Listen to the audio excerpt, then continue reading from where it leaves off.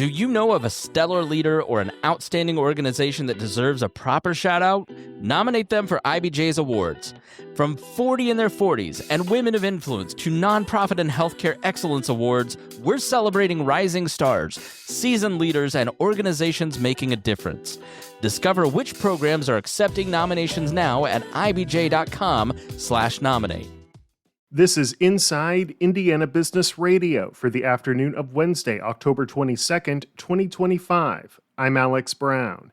Purdue University is partnering with Korea-based VMS Solutions on an effort to advance education and research in semiconductor manufacturing and supply chain management. Students in the university's Edwardson School of Industrial Engineering will get hands-on experience using VMS Solutions' advanced simulation and planning software. In the semiconductor areas, the real data, not only the design data, but also the production data is very, very sensitive, and it is very difficult to achieve for academia research issues. VMS Executive Vice President Kae-hoon Ko says having access to the company's software will prepare students for future jobs after they graduate.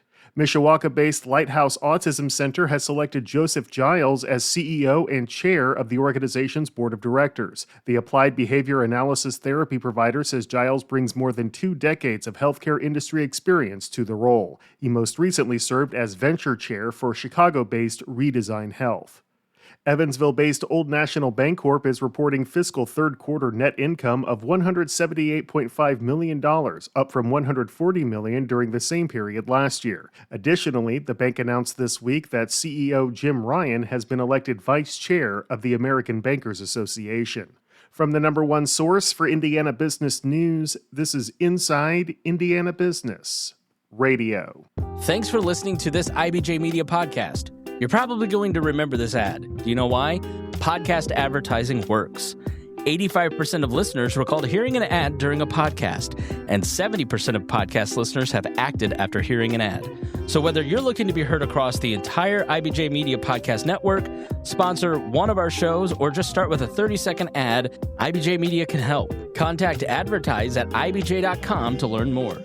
2 historic South Bend properties, once marked by blight and vacancy, are being transformed into vibrant hubs of business and housing as part of a broader wave of investment reshaping downtown. A team of local developers led by Brad Emberton is behind the $14 million redevelopment of the former Salvation Army building and the adjacent Soma Lofts. It's really half a block in the core of downtown that was vacant and empty space. And both of these buildings were, we'll say, completely underutilized. Both of them were in disrepair.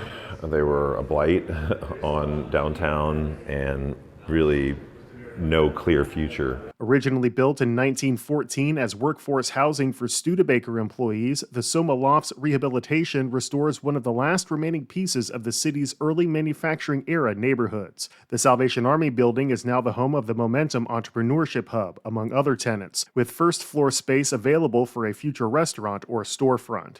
The Indiana Department of Education has approved a 3-year pilot for more than 50 Indianapolis public, charter, and private schools to collaborate on how to best use transportation and building resources. The state's approval allows 28 independent charter schools and 22 charters affiliated with the Indianapolis Public Schools Innovation Network to test new solutions for facilities and transportation.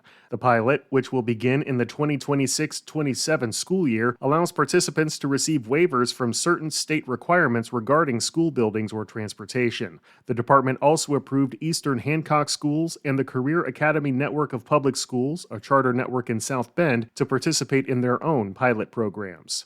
Elkhart-based ChemCrest, a supply chain management and transportation company, says it is lowering the cost of healthcare benefits by cutting out the insurance middleman. The company has dramatically cut its costs by using a model that's gaining traction called direct-to-employer, or DTE.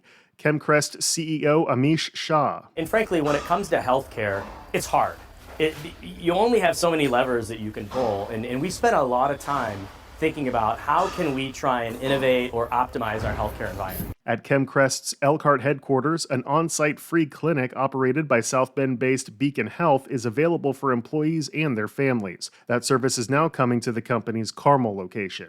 Citizens Energy Group CEO Jeffrey Harrison is this week's guest on the Business and Beyond podcast with Gary Dick, presented by PNC, a weekly conversation with high-profile Hoosiers in business, sports and entertainment, and beyond. Available now on the IBJ Media app or your favorite podcast provider. I'm Alex Brown for Inside Indiana Business Radio on Demand. What happens when a basketball superstar changes the course of an entire city? I'm Mickey Shuey, and in Beyond Clarkonomics, we tell the story of how Caitlin Clark's arrival to the Indiana Fever sparked more than just sold-out arenas. It's rewriting Indianapolis's long-term strategy for sports, downtown growth, and women's leadership. Listen at ibjpodcast.com or on your favorite podcast app. Want to give your team a real edge? The IBJ Group Plan delivers unlimited access to every story, every report, every video from IBJ and Inside Indiana Business for your whole team. Cover some or all of your employees with one simple payment. The more you add, the more you save. It's smart, it's flexible, and it saves you up to 30% off the standard rate.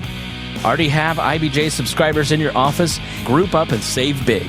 Learn more and get started now at ibj.com/group-plan.